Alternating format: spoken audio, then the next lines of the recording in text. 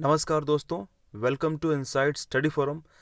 देखिए, डीएलएड को लेकर के एक बहुत बड़ी न्यूज़ सामने आ रही है। न्यूज़ ये है कि डीएलएड की जो परीक्षा है वो 1 सप्ताह बढ़ाने पर कोर्ट द्वारा विचार करने का आदेश दिया गया है। और ख़ासकर जो तृतीय सेमेस्टर बैक वाले अभ्यर्थी थे उनकी याचिका पर कोर्ट ने निर्देश जारी किया है। अब देखिए, मुद्दा क्या है। जैसा हम जान रहे थे कि पिछले कई दिनों से लगातार बैक प्रशिक्षु बैक प्रमोट को लेकर के धरना दे रहे थे।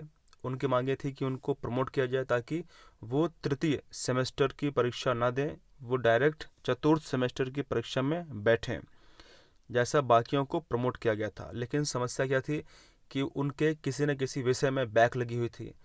तो इसका मतलब कि यदि उनके किसी एक विषय में बैक लगी हुई है तो वो उस बैक को क्लियर करेंगे और साथ में तृतीय सेमेस्टर की परीक्षा भी देंगे।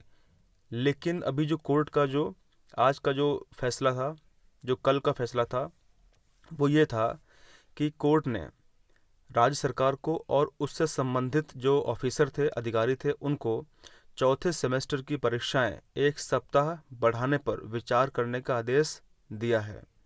कोर्ट ने उन्हें 7 नवंबर तक प्रथम एवं द्वितीय सेमेस्टर की बैक पेपर परीक्षाएं कराकर रिजल्ट घोषित करने को कहा है।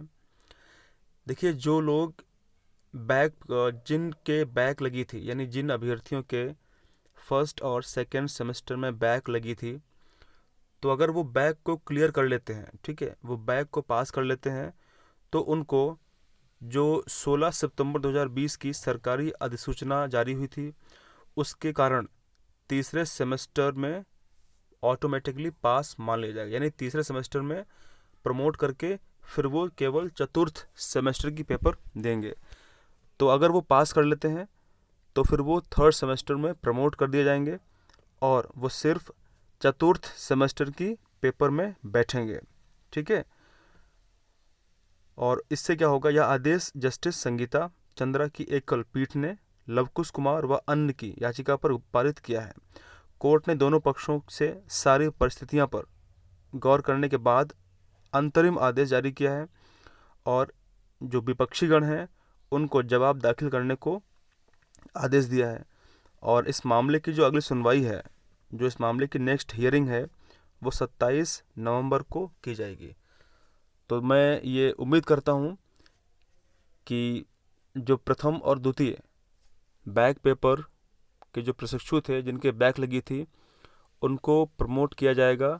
ऐसा मुझे लगता है, ऐसा मेरा मानना है कि उनको प्रमोट किया जा सकता है यदि वो फर्स्ट और सेकेंड पेपर में जो बैक लगी हुई है उसको क्लियर करते हैं, ठीक है।